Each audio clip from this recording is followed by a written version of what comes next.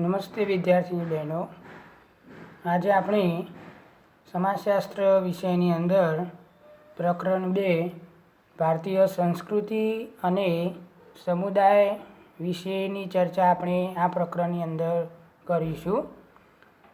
બોર્ડની પરીક્ષાની અંદર આ પ્રકરણમાંથી કુલ 10 ગુણનો ગુણભાર આ પાઠની અંદર રહેશે. એટલે આ પ્રકરણમાંથી વિભાગ એ, બી, સી અને ડી અને ઈની અંદર આ પ્રકરણમાંથી પ્રશ્નો એ પૂછાય છે. એટલે એ પ્રમાણે તમારે આ પ્રકરણની અંદર તૈયારી કરવાની રહેશે. પ્રકરણનું નામ છે ભારતીય સંસ્કૃતિ અને સમુદાય. તો વિદ્યાર્થીની મિત્રો, સમાજશાસ્ત્રના પ્રકરણની અંદર આગળના પ્રકરણની અંદર આપણે ભારત દેશમાં જોવા મળતી વસ્તી અને તેની વિવિધતા વિશેની માહિતી આપણે આગળના પ્રકરણની અંદર જોઈ ગયા. હવે આપણે આ પ્રકરણની અંદર આપણા ભારત દેશની સંસ્કૃતિનો અને કેટલાક સમુદાયોનો પરિચય આપણે આ પ્રકરણની અંદર મેળવીશું. ગુજરાતીમાં જે કહેવત છે કે અતિથિ દેવો ભવ, તો આ કહેવત એ ભારત દેશની સંસ્કૃતિનું એક આગવું લક્ષણ છે. હવે સંસ્કૃતિની એક સરળ વ્યાખ્યા છે જે આપણે યાદ રાખવાની છે, જે પરીક્ષાની અંદર એક ગુણની વ્યાખ્યા જે પૂછાય છે. સંસ્કૃતિ એટલે કોઈ એક પ્રજાની જીવન જીવવાની રીત.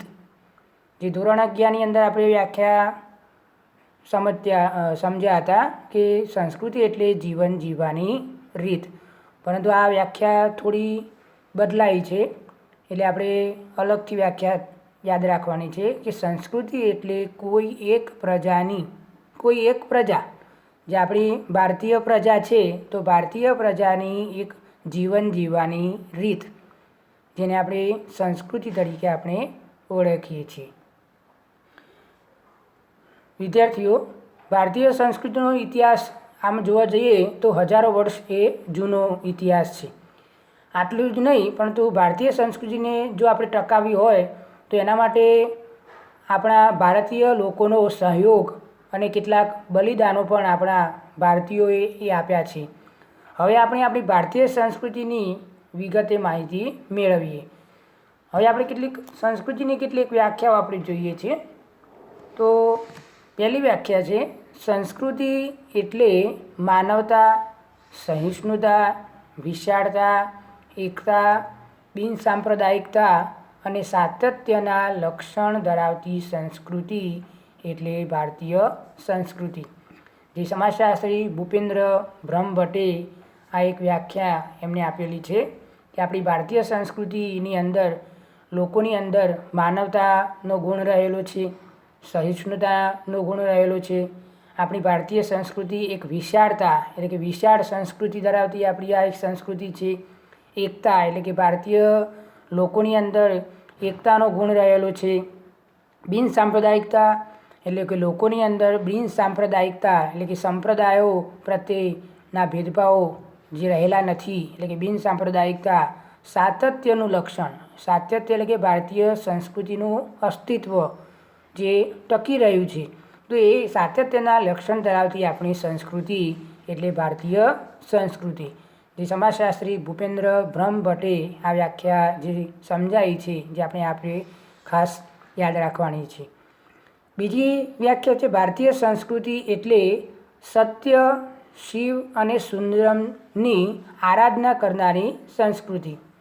જે સત્યમ, શિવમ અને સુંદરમની આરાધના કરનારી આપણી સંસ્કૃતિને આપણે ભારતીય સંસ્કૃતિ તરીકે ઓળખીએ છીએ.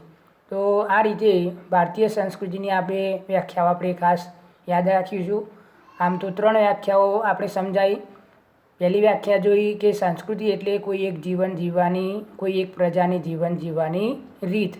બીજી વ્યાખ્યા જોઈ, સંસ્કૃતિ એટલે માનવતા, સહિષ્ણુતા, વિશાળતા, એકતા, બિનસાંપ્રદાયિકતા અને સાતત્યના લક્ષણ ધરાવતી સંસ્કૃતિ. અને ત્રીજી વ્યાખ્યા આપણે જોઈ, ભારતીય સંસ્કૃતિ એટલે સત્યમ, શિવમ અને સુંદરમની આરાધના કરનારી સંસ્કૃતિ. બરાબર. તો પરીક્ષાની અંદર પ્રશ્ન પૂછાય છે આ પ્રશ્ન કે ભારતીય સંસ્કૃતિની વ્યાખ્યા આપી ભારતીય સંસ્કૃતિના લક્ષણો વિશે વિગતે સમજૂતી આપો. જે વિભાગ ડીની અંદર અને વિભાગ ઈની અંદર આ પ્રશ્ન બોર્ડની પરીક્ષાની અંદર પૂછાયેલો છે, એટલે આપણે આ પ્રશ્ન હાલ સમજીએ છીએ. હવે આપણે ભારતીય સંસ્કૃતિના કેટલાક લક્ષણો જે જોઈએ. તો પહેલું લક્ષણ છે સાતત્ય અને પરિવર્તન. તો આપણે જાણીએ છીએ કે આપણી દુનિયાની ઘણી બધી સંસ્કૃતિનો ઉદ્ભવ એ થયેલો છે અને આવી ઘણી બધી સંસ્કૃતિઓનો નાશ પણ થયેલો છે. પરંતુ આપણી ભારતીય સંસ્કૃતિ એક એવી સંસ્કૃતિ છે કે એનું અસ્તિત્વ હજુ સુધી પણ એ ટકી રહેલું છે. આપણી ભારતીય સંસ્કૃતિની વિશેષતા એ છે કે આપણી ઘણી બધી સંસ્કૃતિઓની ઘણી ઉથલપાથલ જે થઈ છતાં આપણી આ સંસ્કૃતિ એ જળવાઈ રહી છે, એટલે કે એનું સાતત્ય ટકી રહ્યું છે. એટલે મુદ્દો આપણે જોઈએ કે સાતત્ય, જે એટલે કે અસ્તિત્વ, અને બીજો મુદ્દો છે, બીજો પોઈન્ટ પડે છે પરિવર્તન અને પરિવર્તન. તો ભારતીય સંસ્કૃતિની અંદર સાતત્યની સાથે સાથે કેટલું પરિવર્તન પણ ધરાવે છે, એટલે કે એ લક્ષણ પણ ધરાવે છે. તો ભારતીય સંસ્કૃતિની અંદર અનેક પ્રકારના આંદોલનો થઈ ગયા, નવજાગૃતિના અનેક પ્રકારના જે સમયગાળો હતો, જૈન ધર્મ, બૌદ્ધ ધર્મનો પ્રચાર અને પ્રસાર વગેરે પ્રકારના પરિવર્તનો થવા છતાં પણ આપણી ભારતીય સંસ્કૃતિએ આપણું સમાયોજન સાધ્યું છે, એટલે કે એની અંદર આ બધા પરિવર્તનો આવ્યા છતાં પણ આપણી ભારતીય સંસ્કૃતિ ટકી રહી છે. તો પહેલું લક્ષણ છે સાતત્ય અને પરિવર્તન. તો આપણે મુદ્દો આપણે 2 પોઈન્ટની અંદર આપણે જોયો. તો આ બંને પોઈન્ટ તમારે યાદ રાખવાના. એક આપણે સાતત્યનો જે મુદ્દો લખવાનો છે અને બીજો છે પરિવર્તનનો પોઈન્ટ. બીજો મુદ્દો વિવિધતા અને એકતા. તો ભારતીય સંસ્કૃતિની અંદર ઘણી બધી વિવિધતા જોવા મળે છે, પરંતુ આપણી સંસ્કૃતિની અંદર બહુ ઓછી વિવિધતા જોવા મળે છે. ભારતીય સંસ્કૃતિની અંદર અનેક જાતિના લોકો અને અનેક જ્ઞાતિના લોકો વસવાટ કરે છે. આપણે જાણીએ છીએ કે ભારતની અંદર ઘણી બધી વિવિધતા છે, જે આપણે પ્રકરણ 1ની અંદર ભણી ગયા કે ભારતની અંદર ભાષાની વિવિધતા, ધર્મની વિવિધતા, ઉત્સવો, કલાઓ, સંગીત, નૃત્ય વગેરે પ્રકારની વિવિધતા જોવા મળે છે. આમ છતાં આપણી ભારતીય સંસ્કૃતિ એ વિવિધતામાં એકતા ધરાવનારી સંસ્કૃતિ તરીકે ઓળખાય છે. તો બીજો મુદ્દો આપણે જોઈ ગયા વિવિધતામાં એકતા. ત્રીજો મુદ્દો બિન સાંપ્રદાયિક દૃષ્ટિકોણ. તો ભારત દેશની અંદર વિભિન્ન પ્રકારની સંસ્કૃતિ ધરાવતા લોકો એ હળીમળીને રહે છે. આપણી ભારતીય સંસ્કૃતિની અંદર આમ જોવા જઈએ તો ઘણા બધા લોકો, સંસ્કૃતિ ધરાવનારા લોકો આપણા દેશની અંદર રહે છે, પરંતુ તેમ છતાં પણ આ પ્રકારની જે એકતા એ આપણી ભારતીય સંસ્કૃતિની અંદર જોવા મળે છે. તો ભારતના આ બધા જ લોકોને તમામ અધિકારો અને રક્ષણ માટેની જોગવાઈ પણ એની અંદર કરવામાં આવી છે. આમ ભારતીય સંસ્કૃતિ વિજ્ઞાનને પણ ઘણું બધું મહત્ત્વ આપે છે. તો આ રીતે ભારતીય સંસ્કૃતિની અંદર અનેક પ્રકારના લોકોને, બધા જ લોકોને અધિકારો, લઘુમતીઓને પણ અધિકારોના રક્ષણ માટેની કેટલીક જોગવાઈઓ પણ કરવામાં આવી છે. આમ ભારતીય સંસ્કૃતિની આ એક ઉદારતા બતાવે છે. આમ ભારતીય સંસ્કૃતિની અંદર વિજ્ઞાનને આ રીતે મહત્ત્વ મળેલું છે. આમ ભારતીય સંસ્કૃતિ એ બિન સાંપ્રદાયિક દૃષ્ટિકોણ ધરાવનારી સંસ્કૃતિ તરીકે ઓળખાય છે. ચોથો મુદ્દો વૈશ્વિક દૃષ્ટિકોણ. તો ભારતીય સંસ્કૃતિ એ વૈશ્વિક દૃષ્ટિકોણ એ ધરાવે છે. સમગ્ર દુનિયાની અંદર શાંતિ અને સદભાવનાનો સંદેશો એ આપણી ભારતીય સંસ્કૃતિએ ફેલાવે છે. આપણી દુનિયાની અંદર, સમગ્ર ભારતની અંદર, સમગ્ર વિશ્વની અંદર શાંતિનો અને સદભાવના એટલે કે એકતાનો, એક સરખી ભાવનાનો સંદેશો આપણી ભારતીય સંસ્કૃતિએ આપ્યો છે. આપણે હિન્દીમાં સંસ્કૃતમાં એક કહેવત છે કે વસુદેવ કુટુંબકમની ભાવના આપણા દેશની અંદર જોવા મળી છે. એટલે કે એ પ્રકારનો ભાવ આપણી ભારતીય સંસ્કૃતિની અંદર લોકો ધરાવે છે. આમ ભારતીય સંસ્કૃતિ એ વૈશ્વિક દૃષ્ટિકોણ ધરાવતી સંસ્કૃતિ તરીકે ઓળખાય છે. પાંચમો મુદ્દો ભૌતિકવાદી અને આધ્યાત્મિકવાદી. તો ભારતીય સંસ્કૃતિની અંદર આધ્યાત્મિકવાદી ભૂમિ તરીકે આપણી ભારતીય સંસ્કૃતિ જાણીતી છે. જે આપણે પ્રાચીન કાળથી વર્તમાન સમયગાળા સુધી પણ ભારતનો ઇતિહાસ આપણે જોઈએ તો ભૌતિકવાદી અને આધ્યાત્મિક સંસ્કૃતિ સાથે આપણી ભારતીય સંસ્કૃતિ વિકસે છે. જો આપણે ભારતીય માણસને આપણે સમજવું હોય તો આધ્યાત્મિકતાથી આપણે એ બાબતને આપણે સમજી શકીએ છીએ. તો ભારતની ભૂમિ એ આધ્યાત્મિક ભૂમિ તરીકે આ રીતે ઓળખાય છે. છઠ્ઠો મુદ્દો છે વ્યક્તિને મહત્ત્વ આપતી સંસ્કૃતિ. તો ભારતીય સંસ્કૃતિ એ વ્યક્તિને મહત્ત્વ આપતી સંસ્કૃતિ તરીકે ઓળખાય છે. ભારતની અંદર વિવિધ પ્રકારના ધર્મના જુદા જુદા વ્યક્તિઓનું મહત્ત્વ એ સ્વીકારવામાં આવ્યું છે.